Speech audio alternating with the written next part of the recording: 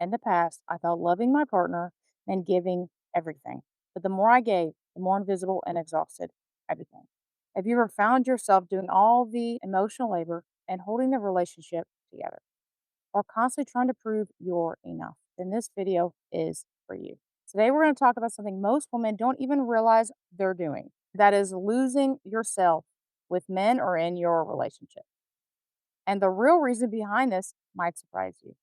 There was a time that I thought love meant doing and being everything for your partner.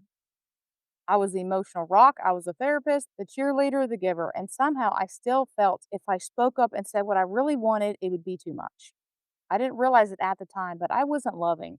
I was abandoning myself and my relationship. Let's get into it. And I see this all the time with my clients. They're driven, they're emotionally intelligent women who don't think of themselves as people pleasers or that they're even shrinking, but they're stuck in this loop of overgiving, overfunctioning, and not speaking up for what they really want and need. And they secretly hope that their worth will finally be seen. Here are three signs you're overgiving without realizing it. You feel anxious when you're not fixing, supporting, or helping. Okay. In that relationship with my ex fiance, we would go out and get a bunch of groceries. It's like $300 worth of groceries. And I would be the one automatically, I would do this on autopilot and just start putting everything away. Everyone else is watching TV, enjoying their time, kicking their feet up. They're relaxing. And here I am, an hour later, finishing putting up the groceries.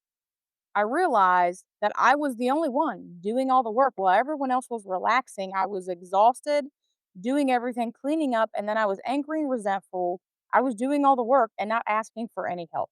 And it's like I just couldn't sit down. I was so used to being the one, always being on and supporting and holding everything together, being the strong one. Number two, you feel responsible for how others feel, especially your partner. So when they go upset, do you go into fix it mode?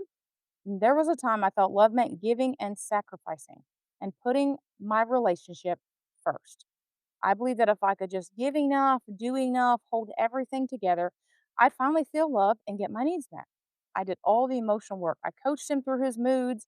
I made excuses for his distance and I ignored my needs so I wouldn't be too much. I didn't see it at the time that it was self abandonment. I thought it was actually love. But the more I gave, the more invisible and exhausted I became. And that's when I realized I was overdoing, overgiving, overthinking so much that I lost myself. I just gave and gave and gave. And when it wasn't reciprocated, I started questioning my own worth. I think this is a very, very common story that happens to all women. We give so much that we just lose ourselves. I finally woke up when I looked in the mirror one day and I saw just how exhausted I really was from being everything to everyone and ignoring myself. I realized I was putting my relationship first at the detriment of myself and how I was only receiving crumbs in return. And when I realized this, everything changed. And I want to show you that today. Somewhere along the way, we learned that love had to be earned, not just received. That being strong, selfless, and always available made us good and maybe even lovable. We were praised for helping and fixing and being there for everyone, even if it meant ignoring our own needs and abandoning ourselves. But real love doesn't require you to disappear. It doesn't demand you stay quiet, be perfect, or put in constant effort. Overgiving isn't love, it's a pattern that helps you to feel safe in your relationship. Because if you're giving, right, you're making others happy, you're putting them first, then they won't be upset with you and they probably will leave. This is like what we believe at a deep, deep level, okay? But this means you're doing all the work exhausted. We're pretending we're happy, pretending everything is okay, but we're not. We're smiling while the anger just builds and builds and builds and turns into resentment, and you may be just receiving crumbs in return for all that hard work. This is why it feels so much easier to give love than to receive it. When you're used to being the one to do most of the work, it's much easier to give and sacrifice than it is to be vulnerable and actually speak up for what you want, need, and let it in.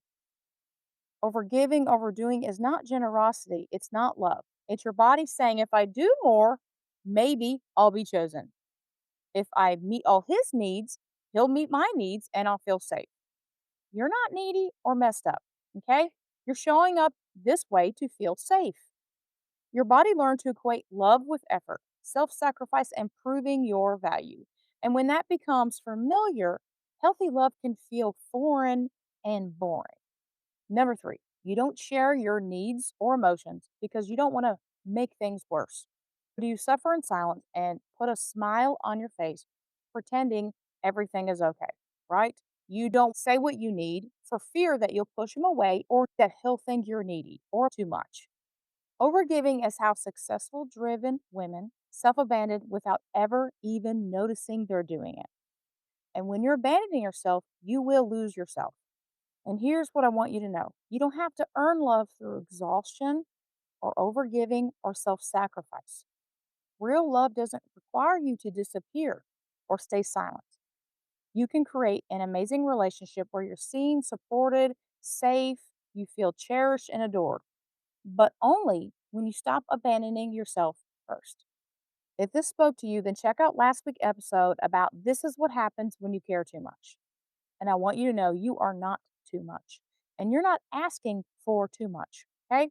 You've just been stuck in this pattern that's no longer serving you. And healing begins the moment that you stop giving yourself away. You can become the badass you've always wanted to be, punch fear in the face, live life on your own terms, and attract the kind of real love that actually deserves you.